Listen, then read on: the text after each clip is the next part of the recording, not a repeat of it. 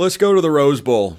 It's what I call the battle for last place. Loser of this game might finish in last place in the Big Ten. That's Jacob Goins, Locked On Indiana Hoosiers, joining me. We're going to get to every Big Ten game prediction right here on this very segment, but we start with my personal favorite Big Ten matchup of the week. Not just because it's an actual Big Ten conference game, Jacob, but because the loser of this game might not find themselves above 18th place. The winner might not win a game the rest of the year. What's your take on UCLA, Indiana? I think you're wrong, but that's okay. That's okay. UCLA is one of those teams. They're 1-0 after a disgusting win over Hawaii. And so it's foolish for me to hop on here and say, this is what UCLA is. They're going to do this. They're going to do this. And we have to prepare for this. We just don't know a whole lot about UCLA. Their quarterback had a touchdown and 2 picks last week against the Rainbow Warriors, and they had to come back to beat Hawaii on the road. So it is in UCLA. It's on the road, but Indiana broke an offensive record last week. Spencer, 77 points, over 700 yards. Hasn't been done since 1901. I tell you what, the West Texas High School JV team put up quite a fight. Quite a fight in that football game. Hey, we had to extend their losing streak. We had to do it. I can't. That's true. For those who don't know, their opponent was Western Illinois. Literally have now lost 26 consecutive football games. Tough times for the Leathernecks. Yeah, that is correct. But I think for this game, Indiana has confidence. Head coach Curt Cignetti is very, very vocal about business trip. Go out, take care of business, and let's move on. And if Indiana plays good, I think they can win.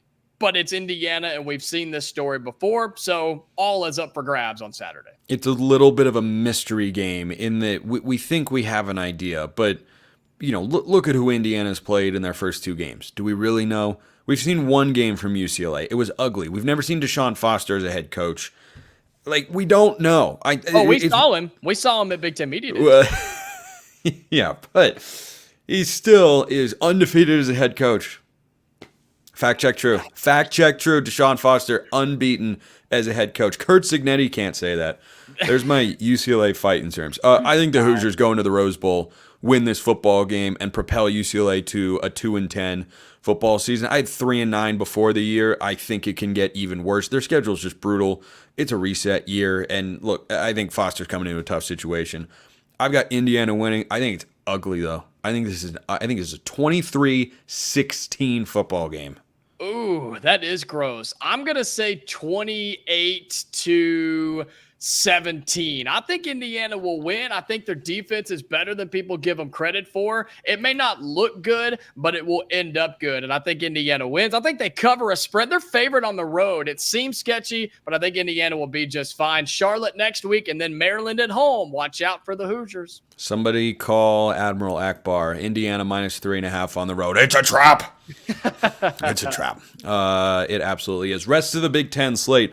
A lot of games this week, not so many in the conference variety, of course, like the one we mentioned, but I want to get your rapid-fire picks and thoughts on each of these games here, Jacob. We are going to go quickly because we got plenty of games to hit, and there are plenty of fun storylines to look at here. Oregon at Oregon State in Corvallis. Ducks haven't won there since 2018. Yeah, look, it's not just because I'm with you. I am going to take Oregon. I'm going to take the Ducks. You told us the other day, if the offensive line gets it figured out, Oregon's a really good football team. I think they do. I think they figure it out, at least this week for sure. Oregon's just the better team. Don't overthink it. Give me the Ducks. That's an if on the offensive line. And if it happens, that, if X, then Y, but X has to happen first. Bama, any upset alert going to Madison to play the Badgers of Wisconsin? Unfortunately not. I know they struggled with USF, but they ended up doing what they needed to do. I just haven't been impressed with Wisconsin, and until I do, the fans will be hyped up and ready, but no, Bama's still Bama. Give me the Crimson Tide. Arkansas State, I think Michigan bounces back here. Wouldn't be surprised if they cover that 23.5 point number in Ann Arbor. I would not want to be a Wolves fan this week. I think Michigan will run the football a lot, and I don't think Arkansas State can stop them. It'll be gross. It'll be ugly, gross Michigan football. They'll win. They'll probably cover. They'll feel good about themselves until they get back into Big Ten play. So, yeah, I'll take Michigan this week, but not for long. How about the 2-0 Fighting Illini of Illinois? Brett Bielema has got Central Michigan in town, 18-point favorite. I don't know if they cover that number, but I'm taking them at home. If they're beating Kansas at home, certainly they should take care of the Chippewas. I'll take them with the points. Why not? I mean, they beat Kansas a week ago. It's Central Michigan. Yeah, give me the Fighting Illini because nobody else will. I'll take them with the points. 18, give me them. Here's one where we have to see if either of us have the intestinal fortitude to pick the upset here for a second straight week. Notre Dame at Purdue. Ryan Walters looking for a statement victory in his second season as head coach of the Boilermakers. This is in West Lafayette. Notre Dame just had one of the biggest upsets of the whole entire season over the last 5 years since, like Notre Dame lost to Marshall. Notre Dame favored by 10 on the road. Do the Boilermakers have another upset in them?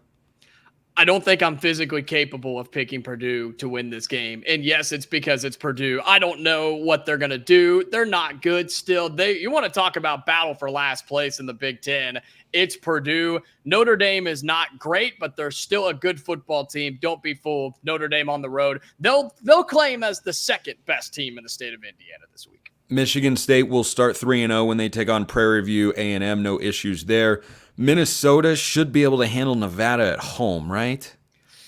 I don't know. Never sleep on Nevada. I'll take Minnesota. I don't feel good about it, though, Spencer. I don't feel good about it. I don't hate a Nevada cover there. I think Jeff Choate has got a much better team than people might have thought coming into the season. They were picked towards the bottom of the Mountain West. That point spread 17.5. I might lean towards the Wolfpack. Ooh. I'm saving my pick on this next one till tomorrow because, frankly, I don't know. I haven't made a decision yet. The Apple Cup, first time since Wazoo was left behind by the Huskies and everybody else in the Pac-12. RIP. Washington State. It's a neutral site, but it's in Seattle, not Pullman. Where do you have this one going? I'm going to take Washington by a hair. I mean, I think it's a really good game. Washington, we all saw it, or Washington State, last week. They did something, and they found something a week ago. I think they're a good team. I think Washington just has a little bit more talent, even though they lost so much since Kalen DeBoer left. Give me Washington, but it could be a field goal either way that decides this thing. John Mateer, maybe one of the few players in the country who is his team's leading rusher and leading passer. Cougs riding high after the dominant victory against Texas Tech at home last week, but now they have to go on the road. Iowa hosts Troy. Poor Troy. I don't know if they're scoring a point in Iowa City. And Iowa will score 5, and they'll still win the football game because they got humbled and brought back down to earth last week. So, yeah, Iowa will win. By the way, total in that game, 38.5. I feel like the under is the lock of the week. I think that is my favorite under bet of the week is Iowa and Troy. I don't think Troy's going to go in there and score a point. I really don't. Probably not. So, Northern Iowa at Nebraska. Do the Cornhuskers have an emotional letdown after the big win over Colorado? I don't think so because I think this is a good football team. Maybe they stumble a little bit out of the gate, but I don't think Northern Iowa is going to give them too many issues. No, I think Nebraska's a really good football team. I think they're better than what people gave them credit for. And look, I picked them to beat Colorado, but I was waiting to see how they performed on a big stage, and they did it. They did what we wanted them to do. So, yeah, Nebraska wins this week. I'm with you. Maybe a rough start at the beginning, but they'll be just fine at the end. Eastern Illinois to Northwestern. Let's just understand that Northwestern's going to win that football game. How about Tony Elliott's Virginia Cavaliers?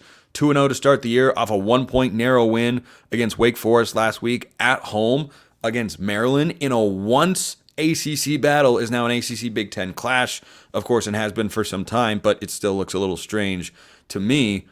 This is going to be a good football game, but I like the Terrapins here. I like Maryland too. And a reminder, I said earlier, they come to Bloomington in a couple of weeks. So I'm really fascinated to get some more information on this Maryland team. I think they win. I think this sounds dumb, but I think they just score more points than Virginia does. I think they're a little bit higher powered on the offensive side than Virginia. At home, though, for Virginia, kind of interesting. People will overlook this game. They'll override it. They won't tune in, but you should. I'll take Maryland, but it could go either way. Incredible insight from Jacob Goins. They're going to score more points, and that's why I like them. They're going to score more points. You can't argue with it.